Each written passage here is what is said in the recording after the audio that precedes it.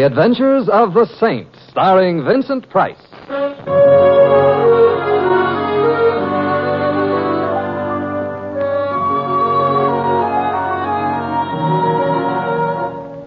The Saint, based on characters created by Leslie Charteris and known to millions from books, magazines, and motion pictures. The Robin Hood of modern crime now comes transcribed to radio, starring Hollywood's brilliant and talented actor Vincent Price as the Saint. Coming. Good morning, Templar. Get you out of bed? Well, You young fellows stay out too late, get up too late, and no exercise. Flabby, every one of you. It's only that my rowing machine sprang a leak a little while back. Rationalization. Well, they're rationing everything these days. Come in, Mr. You know me, Templar Barnhart. Buzz Barnhart. I used to see you at the frat house when you were at State. The grip, brother. What? Oh, yes, the grip. As if I could ever forget. How does it go again, huh? If you're trying to joke, Templar, there are two things I never joke about. The university, the fraternity. Won't you sit down, Mr. Barnhart? Buzz. You played football, didn't you? Football? I was before your time, Templar, but my old jersey still hangs in the frat house. The one I wore when I scored the touchdown against Michigan. All-America in 1926. And in 1926, football was football. Remember that. Football was football. I got it. Templar, you've made quite a reputation as the Saint. That's why I've come to you. There's a force of evil loose on the campus of our alma mater, Templar. A force of evil. Read this.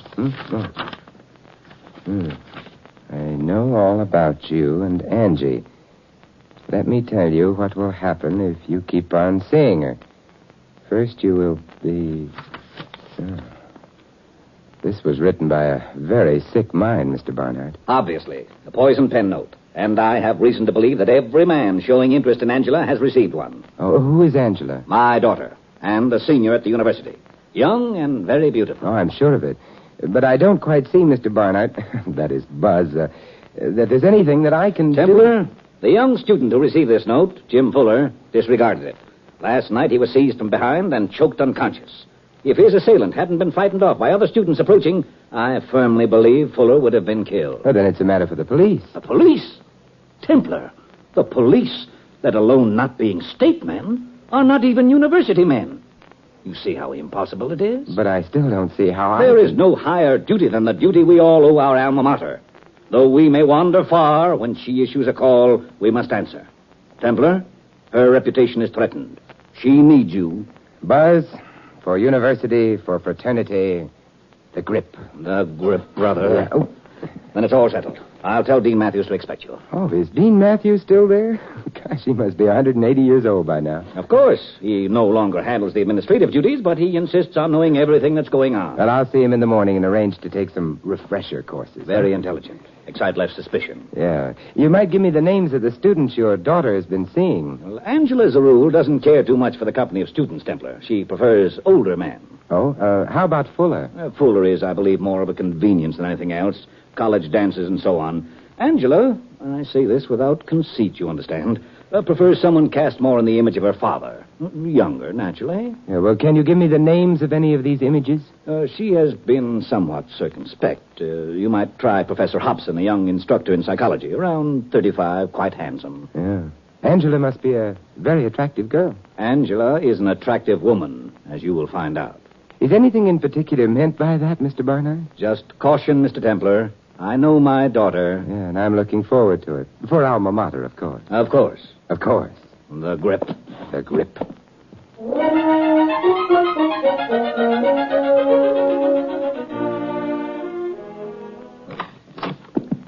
Good afternoon, Dean. My name is... Come in, Templar. How's that? I never forget a face. Never.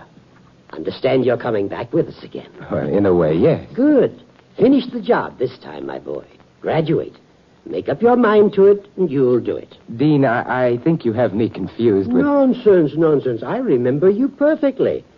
Left here last semester, didn't you? As a matter of fact, Dean, I graduated from this fair tower of learning quite a number of... Well, a fair number of years ago. The reason I'm here just now is to audit a few courses, any courses, in connection with an investigation I'm making for Mr. Barnhart. But I understand all this. Oh, good. I understand your needs exactly. Fine. Angela Barnhart is a very interesting young woman. But now, don't tell me you've received a note, too. How's that, young man? Nothing, sir. Now, about those courses, Dean. My assistant will arrange things with the registrar. I know exactly what you want. Oh, splendid. And this semester, Templar, make up your mind to buckle down to work. No more cutting classes. A job worth doing is worth doing well. Dean, Assiduity, stick-to-itiveness, and a constant image before you of your parents' proud smile when you bring home that diploma. You touched me. Study hard, think straight, and resolve to be the kind of a success which in later life will enable you to contribute generously to the alumni fund.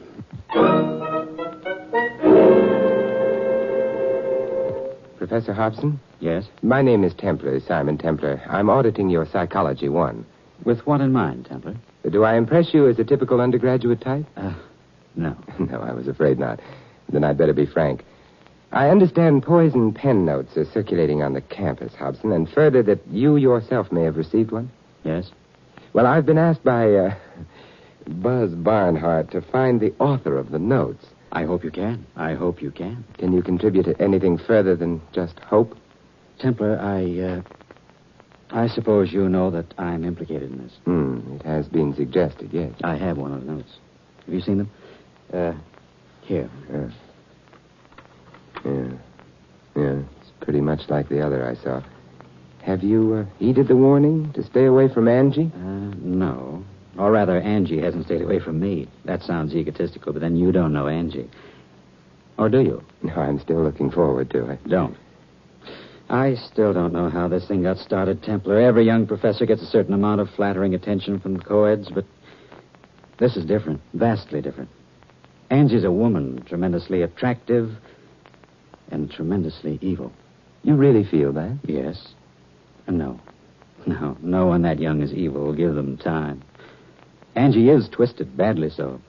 Her family, her father...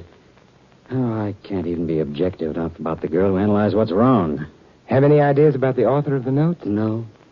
Someone badly neurotic, perhaps dangerously neurotic, that's obvious. Total lack of adjustment to realities. Perhaps these traits are apparent on the surface. Perhaps not. It could be anyone. You make my chances of finding him or her appear rather gloomy, Hobson. Why not? A neurotic, a psychotic in college ranks these days, we turn them out on an assembly line. I'm somewhat of an escapist, Templar. I sought a professorial post as a refuge, a serene and lofty observation point. Let others compete, struggle, become ulcer-ridden, not for me. Well, you could have chosen a better historical period. Any historical period. Have you any idea what goes on in a university today, Templar? Just last June, we graduated most of our veterans. We got back to normalcy. 6 months later, 9 out of every 10 men in college are 1A. Now try instilling the old college spirit in these boys. Try getting them to study their homework so their mothers will be proud of them. Try getting them to conform to the nice, conservative, moral standards which prevailed when you and I went to college. Well, happily, I don't have to try. I only have to catch someone who's been writing letters. Do you have any ideas about anyone else who might have received one of these Valentines? You know about young Fuller? Yes. Mm-hmm. Well, you can't really count him anyhow. Try our esteemed football coach, Buddy Ritko. A football coach hasn't enough worries? He has to go out and choose more? You don't choose Angie, Templar. She chooses you. Oh, I see. Well, thanks for your help, Hobson. And I'd be a little careful about walking around alone after dark till this thing is cleared up. You might be in danger. Unless, of course, I was the author of these letters. Well, there's always that possibility, yes. In any case, I wish you success. In any case? In any case. The ivory tower has come crashing down. This bruised and soiled occupant has no further distance to fall. Well, see you in class, Templar? Oh, if I don't get hurt in football practice, yes. Oh, yes. Our Mr. Ritko, a character builder. A character builder? Or a winning football coach? He combines the aggressiveness of a hungry shark with the ethics of a professional stool pigeon. A winning coach. See you in class, Professor.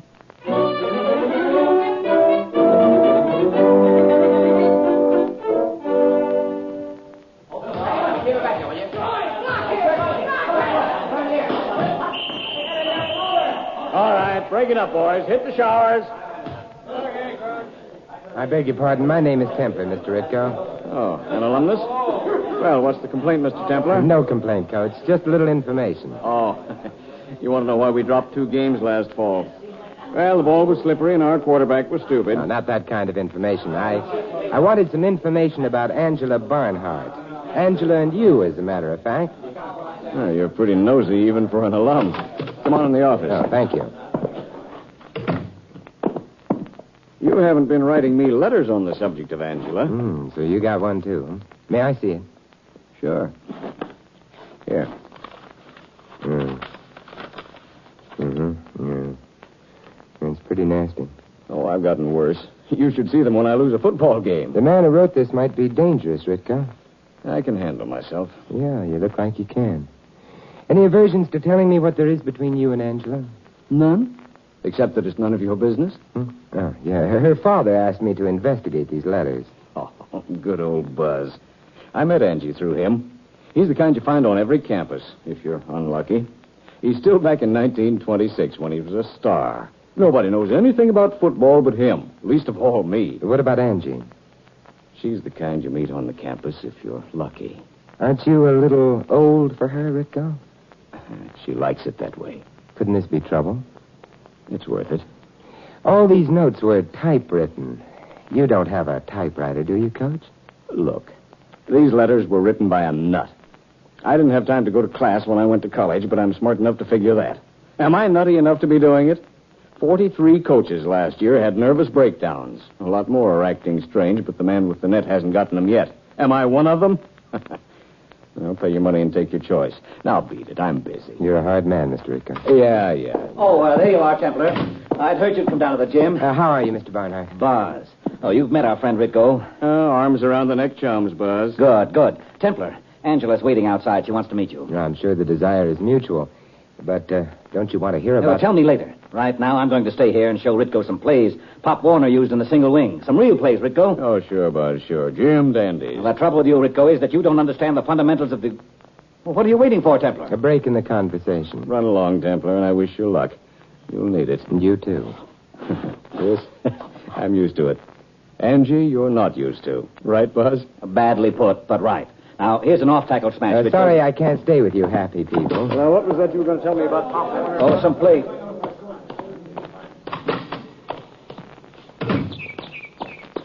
You would be Simon. Yeah, and you would be Angie. Yes, you very definitely would be Angie. Heard a lot about you, to coin a cliche. And now what do you think? I don't know you well enough to tell you. Well, then let's get better acquainted. Come on, walk me to class, Simon. I hope it's a long walk in a short class. You're very smooth, Simon. Lots of practice? Yes, you've had lots of practice. Don't you think we'd better talk about the letters, Angela? We must. I don't consider them particularly important. They're ugly and they're stupid and they're written by a man. That's all I know. Why are you so sure they're written by a man? Because they're ugly and stupid? Yes. But not you, Simon. Not you. Angie, I've been looking for you. Hello, Jim. Jim Fuller, Simon Templar. Oh, how are you, Jim? Great. You work fast, Mr. Templar. Now, don't make a scene, Jimmy. Scene? What do you expect when you practically push my face down in the dirt and rub my nose in it? No one's asking you to keep bringing your face around, Jimmy. Angie, Go away, Jimmy, go away. All right, Angie, I'll see you later, maybe. Wasn't that a little cruel? Jimmy's a child, really a child. And you're pushing 70, of course. Don't talk down to me, Simon. And don't try to erect any barriers by talking about my age. People only erect barriers who are frightened. Psychology one? Experience, too. Meet me tonight at the stadium, Simon? Oh, game tonight? No game. Just us. We can climb the stairs to the press box and look out over the whole campus. Not afraid of heights, Simon? Just high heels, my dear. I'll see you around 9, Simon. Well, don't keep me out too late. I've got to carry the ivy this year. Carry the ivy? College slang of another day, meaning to graduate. I'll get you home very early, Simon. In fact, I'll take very good care of you. I'll see you tonight. See you tonight, Angie.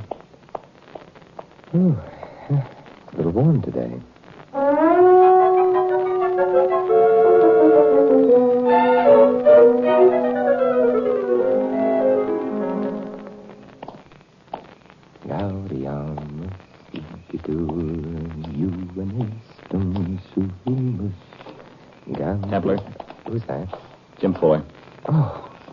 How are you, Jim?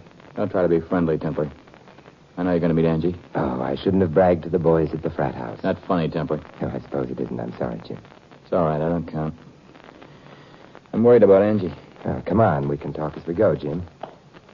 It's not natural to be like she is. Give you a rough go? Not only me, all men. It's kind of like she's revenging herself on him for something. Well, how about this, this preference for older men? That's her pattern. Hobson, Ritko, you, and a lot of others. Mm-hmm. How long does it usually last? Not long. She cuts them up, too. What causes it, Templar? What is it? I want to help her, but I can't reach her. What's the matter? Over by the light tower alongside the stadium. I don't see him. Lying on the concrete. Come on. Huh?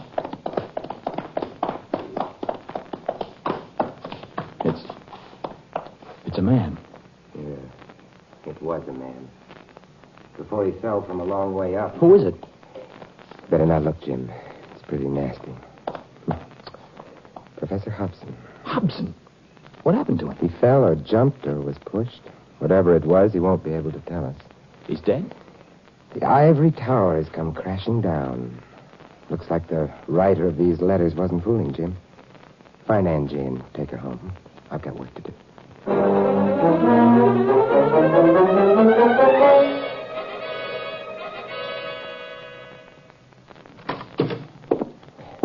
Good morning, Dean. Oh, Templar. Sit down. Thank you. Shocking thing about Hobson. Shocking.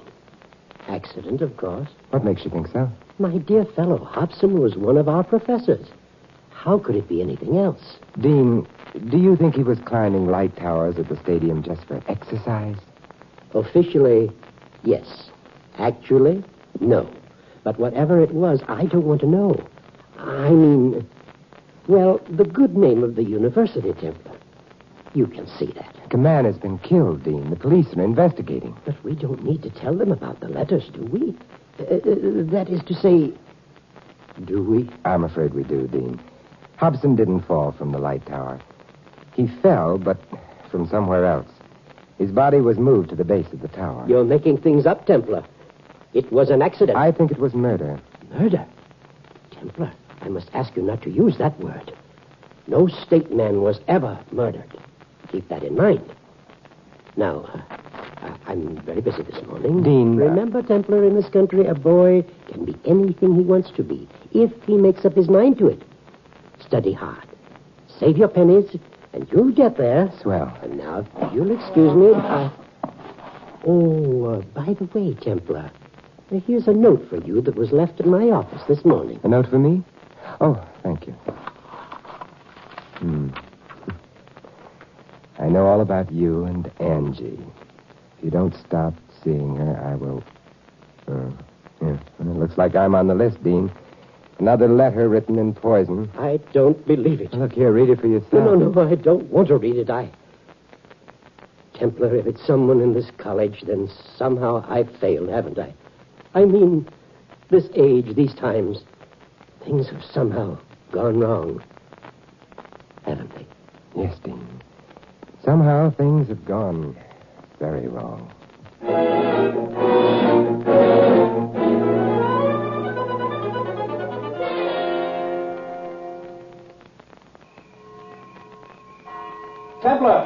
Templar, wait up. I've been looking for you. Oh, hello, Barnard. I've been looking for you, too. I got a little note this morning, dripping with venom. No. There's a force of evil loose on this campus, Templar. You've got to find it, and quickly. Spring football practice starts next month. Oh, we'll clear it up before then. Tell me, how's Angie taking Hobson's death? Well, how should she take it? What was Hobson to her? More than a friend, I should say. True, but Angela's not for brooding. She wanted me to remind you that you didn't keep your date last night. Hardly. She said she would be at the same place tonight. Didn't tell me where, but I guess you'd know. Yes, I suppose I would. Fine girl, Angela. You're lucky that she singled you out for attention. She has, you know. You're very lucky. I could be the luckiest man in the cemetery. Say, you could at that, Templar. Well, that's the way things go. That's just the way things go. Yes, sir, that's just... Buzz, if you don't mind, I haven't gone yet. I'll see you at the 50-yard line.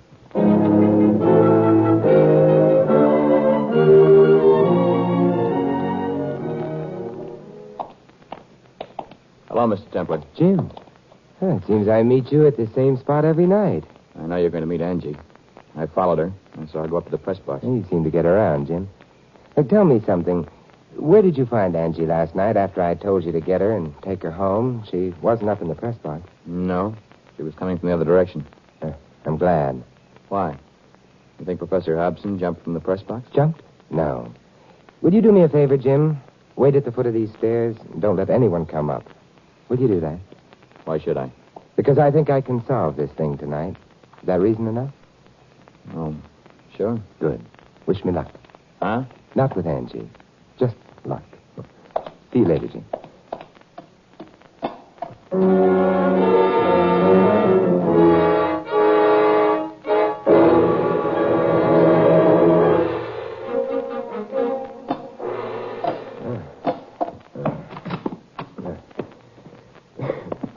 Anybody here? That's me, Simon. Oh, Angie. You short of breath, Simon? Yeah, the stairs. Oh, what a disappointment. Where are the lights, Angie? There aren't any. You're the first one who ever wanted any. Angie, I want you to listen and to answer my questions. I didn't come up here to hold hands with you or whatever it is they're doing in college these days. Same thing as in your day, Simon. Angie, a man's been killed. I don't know how to make it register with you or how to get you to drop the role of the femme fatale and face reality. A man's been killed because of you. I know, and I'm afraid, Simon. Good. Terribly afraid. Good, that's a start. But you're the key to this, Angie. What you are and what made you that way. This may sound strange, but... Do you remember your mother? A little. My father was mean to her, and I hated him for it. But I love my father. All right. Now, what was the first thing you remember about him? Well, I thought he wanted me to be a boy, football player. He didn't want a girl. Yes. Hey, what was that? What? Thought I heard something. Angie, do you think your father loves you now? I don't want to ask you this, but I have to. Of course he does. I think he enjoys my being able to make fools of men. He asks me about it. Men younger than himself. And do you enjoy him? Oh, I don't know. Paul Hobson told me that I was revenging myself for the way my father treated my mother, but I don't know. Angela, do you think your father is rational? Stop, please. All right. Now, look, try and pull yourself together, Angie. I want to show you something. Come over here. What? I brought a flashlight so you could look at this typewriter. Read the story. A young, tearing, slashing buzzsaw roared up and down the gridiron at State today. The fury of a man wearing the number 87. This must have been left in the typewriter from last fall. Read the date line. November 8th, 1926. I don't understand. Read further. Wearing the number 87, today a football immortal was born in the fire of competition. His name, Buzz Barnhart. What, Simon, what? The person who wrote this wrote the poison pen notes. A very sick person, Angie. A person unable to face reality. Someone living in the past, still in that golden moment which was never afterward equaled. A sick brain who could sit up here and see himself down there on that empty football field and write stories about what used to be. No. They were better days than you ever saw, Templar. Far better. Father. Were you here all along, Buzz? I just came up. You told young Fuller not to let anyone up. Of course, Angie's father is different. I never thought much of Fuller anyway. He couldn't make our fraternity, Templar. Didn't even come out for football. Take it easy, Buzz. Wondering why I asked you here to catch the right of the notes, Templar? A lot of criminals have it, Buzz, the subconscious desire for punishment. Nonsense. You were the only one against whom it was fun to compete. A state man. Father, how could you? How could Don't you? worry, Angie. We'll still be all right. Father. Those fools with their youth will still come flocking, and you'll send them all away because they can't measure up to me. That's it, isn't it? Their youth doesn't mean anything, does it? You can't bring back your own youth, Buzz. Let it go. Let it go. I'm still twice the man any of you are. Look at Hobson. I picked him up like a baby, and he's 20 years younger. And I'll do the same for you. Father, don't. Stay back, Buzz. Give it up. I saw you looking at her. I saw you. You're all alike, you young men. Come here, Templar. Come here. No, Father, no. Listen to me, Buzz. Now, It's 100 feet straight down. Let's see how young you look lying on the concrete, Templar. Let's see. Fuller, why you? look out, Jim. Look out. Dad. Oh. Don't look, Angie. Don't look. You all right, Jim? I guess so. I dodged, and he... Yes, I know. He made his last run. Take Angie home, will you? Well, Jim, will you? Oh, sure, Angie. I'll stay with Buzz. He'd like that. Fraternity brothers.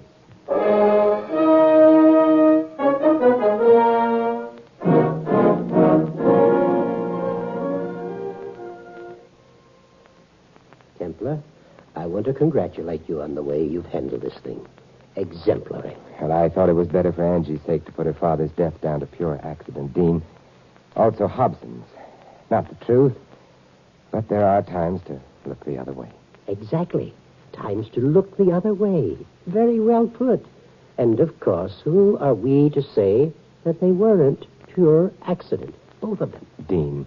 And I'm not at all sure that Barnhart's mind wasn't sound as a dollar.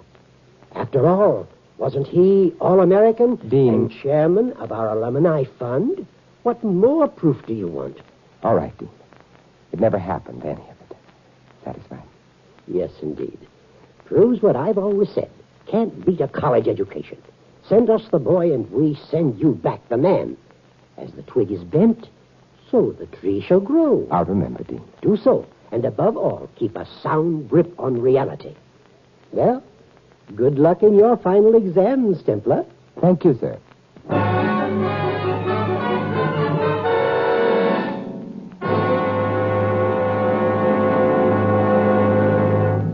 You have been listening to another transcribed adventure of the Saint, the Robin Hood of modern crime. Now here's our star, Vincent Price. Ladies and gentlemen, in tonight's cast, you heard Mary Shipp as Angela and Ed Begley as her father. Earl Ross was the Dean, Whitfield Connors Hobson, Fred Shields Ritko, and Lamont Johnson Jim. This is Vincent Price inviting you to join us again next week at this same time for another exciting adventure of the Saint. Good night. Tonight's script of The Saint was written by Dick Powell. 3 chimes mean good times on NBC. This afternoon, be sure to hear The Big Show, and Theater Guild on the Air presents The Fallen Idol with Walter Pidgeon on NBC.